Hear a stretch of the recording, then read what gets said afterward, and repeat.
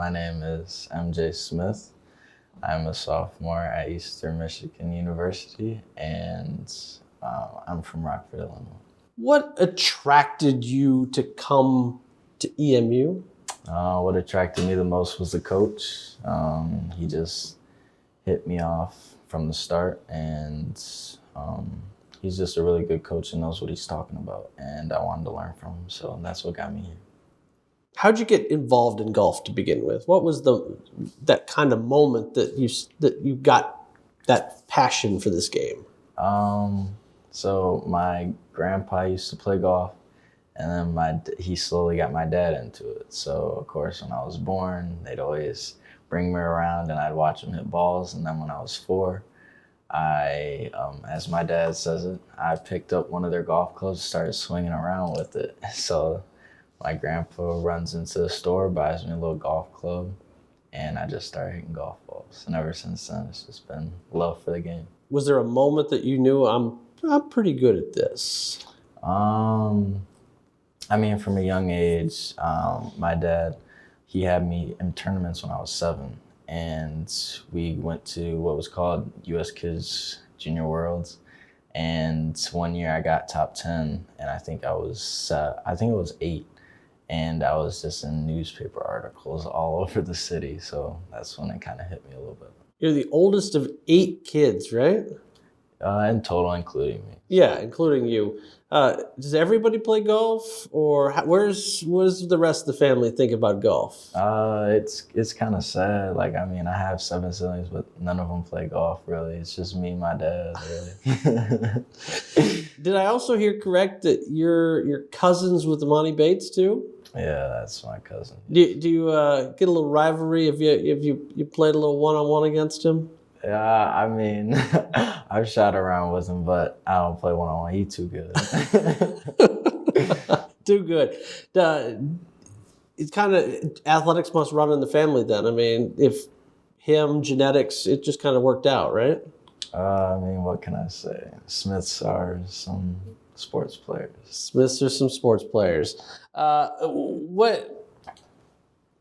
When you think about your bursting onto the scene here, I mean, not too often does somebody get to walk in as a freshman and be inserted in the student starting lineup. Granted, you had to work for it, but now you've kind of found your niche. What's it been like coming in and starting to play immediately? It was cool. Definitely was what I was looking for when I came here, to make an immediate impact.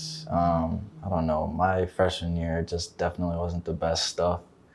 And, you know, it kind of irks me to think about a little bit, because I feel like if I would have done a little better, I definitely could have helped the team. So that's what I've been working on, especially this past fall. I played a lot better and made some personal improvements and new records. So I was happy about that. Golf can humble you quickly in the aspect that one bad shot starts spiraling out of control. How do you go about changing that mentality and not letting the last shot affect the next shot? Basically, I mean, golf is definitely a very humbling sport, but it's definitely one of those things you just can't be cocky about. Like, for me, I mean, obviously you have to have confidence to be good, especially once you hit that bad shot. You got to have the confidence that, you know, I know what I did wrong and I'm going to fix it so I don't hit that same shot again. Watching the seniors this group has, I mean, you got a guy in Ty that can set the school record for scoring average. You got Cougar, who does this thing on the national level. You got Zach. How do you learn from those three seniors? I mean, for the most part, I just pay attention to what they do, you know? Like, they're hardworking and they go about their business. Like, when it's game time, you know? And they focus and they execute. And I just try to learn from them as much as possible. How has Coach Cunningham made you better? Coach Cunningham has made me better by thinking of things I never used to really think about on the course. Like, I was never one of those kids that thought, like, technically about the game, just all feel, you know. I feel a shot and I hit the shot. But thanks to him, I've taken in more of, like, thinking of my surroundings, the wind, where the pin's at, where I should hit the shot, and where I should place my ball on the course, more as to just, you know, hitting the golf ball. So he's helped me strategize my game a little more. So when I have those bad days, they're not as bad as they used to be. Coach is also that guy that when the going gets tough, he'll also try to be very lighthearted and take the pressure off. What's a good Coach Cunningham story or memory that you have? So we were playing in Purdue, and I had just had two really good tournaments back to back. We played at Wisconsin, we played at West Virginia. 2 back-to-back personal records, top 15, top 10. Great. I get to Purdue, it's just not looking good. And I was struggling really bad, and I was playing with the one-mans, or the ones on the other team, and I'm just like, what is going on? Like, it's just not my week or whatever. And so we're going on to our final 18 holes. Coach just stops me. I'm on a par 3, and I hit my shot. I mean, I hit on the green, so it was fine, but he just stops me. He just says, calm down. Let's get it going, just relax. I mean, you got 18 more holes, which is, as he says, 72 more countable holes that we could use. And he's like, you got this. Just trust yourself, trust your ability, and stay in the now. And needless to say, I went on and shot a 69 in the final round. So that definitely is one of my favorites, because he was able to just help me calm down, slow down my mind, and execute my shots from there on. Have you set personal goals for yourself for this upcoming spring on how you want to score or how you want to change your game from what it was in the fall? For me, I like shooting under par. So my ideal plan is just par or better. But obviously I don't go into 18-hole rounds being like, I want to shoot this, because you never know. Because like you said, golf's a humbling game. So you got to go in with an open mind and take whatever the course gives you. But my goal is just to shoot under par at every course we play, regardless of how many rounds it is under par. I want at least 1 round under par. The goal is to hoist that trophy come April, and it hasn't been here for 2 years. And I know the guys really want it back. How much does that drive this team to win a MAC championship and kind of prove that we're back at the top? I feel like it just pushes us every day to, regardless of how much time we spend at practice, to perfect whatever it is that we feel we need to work on that day, and just make sure that we're taking as much time as we possibly can and utilizing it to our advantage. You start off the year with match play, which is a different format than most people are used to. And how does that maybe change your mindset to, one, kind of going mano a mano against somebody else, and you can actually beat them versus just a score, but how does that change your game? For me, just a little more aggressive, because, I mean, it's not stroke play, it's match play. So I can make a few mistakes here and there, and it won't completely cost me and throw me out. So my thing is, since it's match play, I'll be a little more aggressive, let my emotions get in a little bit more, and have some fun with it, and get the year started off right. Is there a person on tour that you watch or try to emulate that your game, or that you really, really like how they play? I mean, growing up, it was always Tiger Woods, of course, but I just really like Roy McIlroy. That is my guy. And I love his mannerisms, and I just love how he goes about it. Like, I mean, he's just such a straight shooter. And regardless of what happens, he's always in the same mindset. Are you, when you watch golf, I mean, of the 4 majors, is there one that you're like, I wish I could be in that one? The Masters. The Masters. No doubt. The Masters. It's just so dope, like, looking at the course and how, Tiger really dominated that spot, and I wanted to do that too. Superstitions or routines? Everybody's different. Some people have them, some people don't. Do you have a superstition or routine as when you're playing?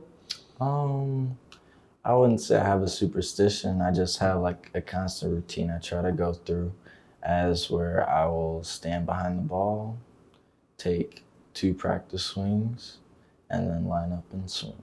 Because I feel like when I used to take 2 practice swings in front of the ball, and then I'd stand behind the ball, and then I'd go to it, and it just wasn't as smooth. And I feel like routines need to be smooth in order for you to execute your shot, especially in those moments. When you look at the schedule in the spring, is there an event that you circle as being like, I can't wait to get to that one? We play at Penn State, and I've never been there, so I'm excited for that. But I'm also excited for Arizona. I feel like I have some unfinished business down there.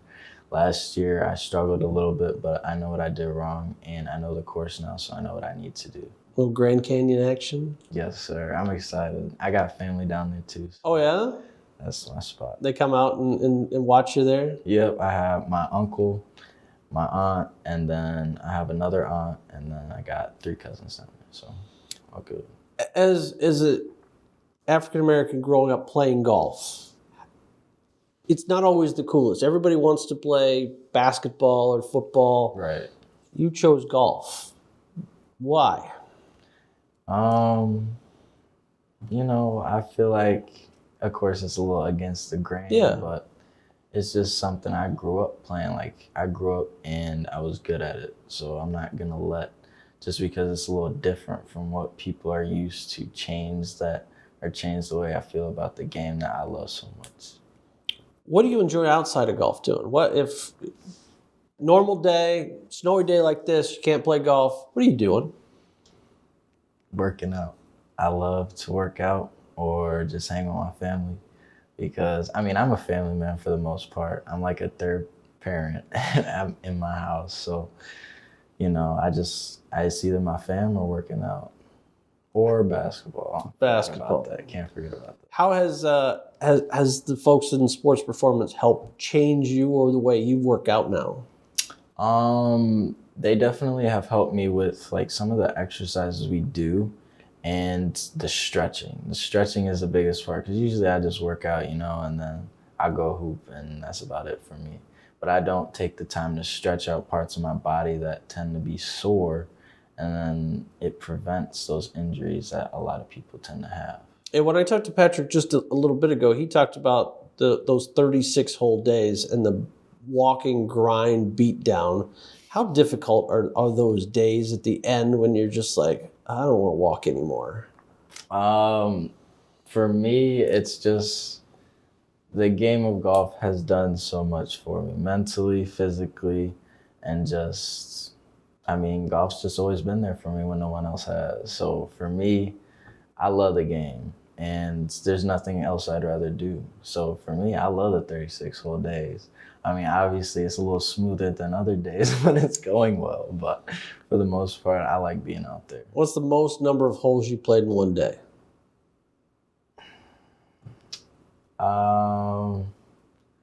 I'd say, what would it be? 45. I couldn't get it all in. You probably started getting dark after a while. Yeah.